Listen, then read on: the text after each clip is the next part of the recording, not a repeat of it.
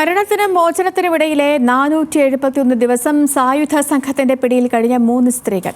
Hamas October 7 ആക്രമണത്തിൽ ബന്ദികളാക്കിയവരിൽ ജീവനോടെ തിരിച്ചെത്തിയ ഇവർ നീണ്ട കാലത്തെ കാത്തിരിപ്പിനു ശേഷം ഉറ്റവരുമായി ഒന്നിച്ചു.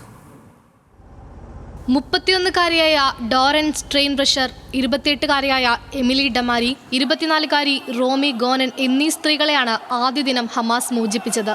ഞായറാഴ്ച ഇന്ത്യൻ സമയം രാത്രി 7:30 ഗാസ ഇസ്രയേൽ അതിർത്തിയിലെ മീറ്റിംഗ് പോയിന്റിൽ വെച്ച് റെഡ് ക്രോസ് ഹമാസിൽ നിന്ന് ബന്ദികളെ സ്വീകരിച്ചു. തുടർന്ന് ഇസ്രയേൽ സൈന്യത്തിന് കൈമാറിയ ബന്ദികളെ ആദ്യം എത്തിച്ചത് ഷെബ മെഡിക്കൽ സെന്ററിലേക്ക്.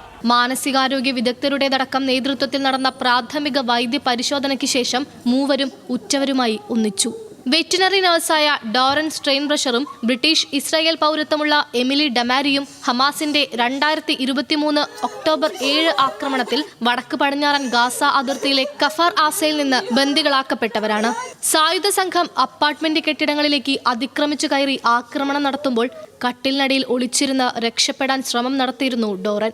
ഈ സമയം വാട്സപ്പിലൂടെ കുടുംബത്തെയും സുഹൃത്തുക്കളെയും നിരന്തരം ബന്ധപ്പെട്ടുകൊണ്ടിരിക്കുകയായിരുന്നു അവർ.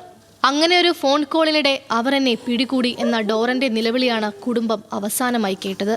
28-കാരിയായ എമിലിക്ക് ആക്രമണത്തിനിടെ കയ്യിൽ വെടിയേറ്റ് 2 വിരലുകൾ നഷ്ടമായി. ഈ സമയം എമിലിയുടെ അമ്മയും വീട്ടിലുണ്ടായിരുന്നെങ്കിലും അക്രമികൾക്ക് ആ മുറിയിലേക്ക് പ്രവേശിക്കാനായില്ല. ബന്ദിയാക്കപ്പെടുന്നതിന് മുൻപ് അമ്മയ്ക്ക് അവസാന സന്ദേശം അയച്ചിരുന്നു എമിലി. തിരിച്ചെത്തുമ്പോൾ അന്നത്തെ ആക്രമണത്തിൽ കൊല്ലപ്പെട്ട വളർത്തുനായെക്കുറിച്ചുള്ള ദുഃഖമാണ് ഇരുവരും ആദ്യം പങ്കുവച്ചത്. തെക്കൻ ഇസ്രയേലിലെ നെഗേവിൽ നോവ മ്യൂസിക് ഫെസ്റ്റിവലിൽ പങ്കെടുക്കവെയാണ് റോമി ഗോനൻ ഹമാസിന്റെ പിടിയിലായത്.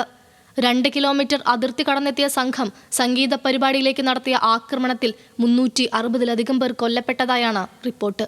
മകളുമായുള്ള അവസാന ഫോൺ സന്ദേശത്തിൽ നിലവിളികളും വെടിയൊച്ചകളും കേട്ടതിനെക്കുറിച്ച് റോമിയുടെ മാതാപിതാക്കൾക്ക് ഇന്നും മറക്കാനായിട്ടില്ല.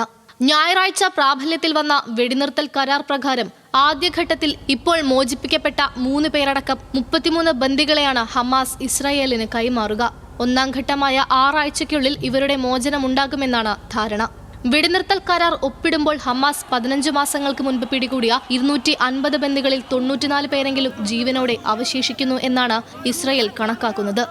എന്നാൽ അവശേഷിക്കുന്നവരുടെ എണ്ണം 60 വരെ മാത്രമാകാനുള്ള സാധ്യതയും ഇസ്രായേൽ തള്ളുന്നില്ല.